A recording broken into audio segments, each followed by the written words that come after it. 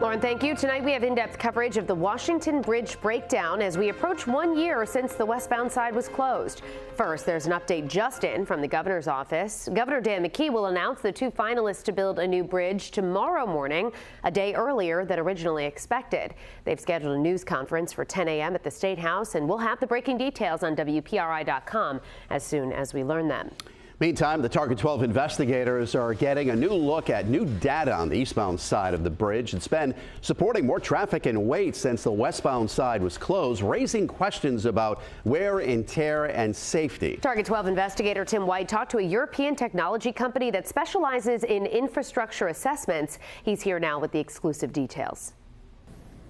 The company is called Value.Space. They use satellite radar technology to see when something on the surface of the Earth has moved. The company's founder tells me they have seen movement on the open eastbound bridge, but that does not necessarily mean there is anything wrong with the infrastructure.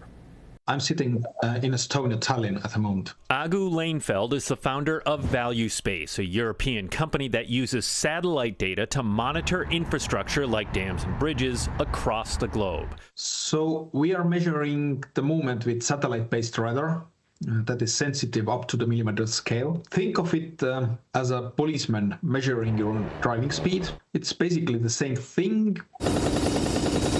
Target 12 asked the company to examine the data from the months leading up to the closure of the westbound Washington Bridge last year, and they found in May of 2023 this section of the bridge rose 27 millimeters in the span of 7 months. 27 millimeters is a significant movement when it comes to the materials like concrete. They don't have very high tolerance of moving. And to be clear, you can't tell what happened, correct? You just know something happened based on this data.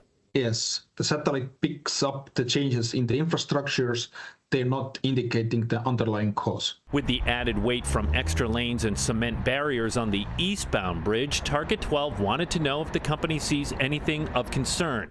Leinfeld says because of ongoing demolition with the nearby westbound bridge and those new lanes being added back in April, it's simply too soon to make that kind of analysis. Well, the traffic load is different. And also the structure itself behaves differently because of the new elements and ongoing constructions on site.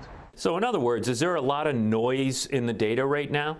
Definitely. In the meantime, the Rhode Island Department of Transportation has increased inspections on the eastbound bridge from once a year to twice. And the agency provided Target 12 with this February letter from an engineering firm that says the extra lanes and barriers were deemed structurally acceptable. Leinfeld says a new satellite assessment could be done 6 months after construction ends in the area to see if there has been any significant movement.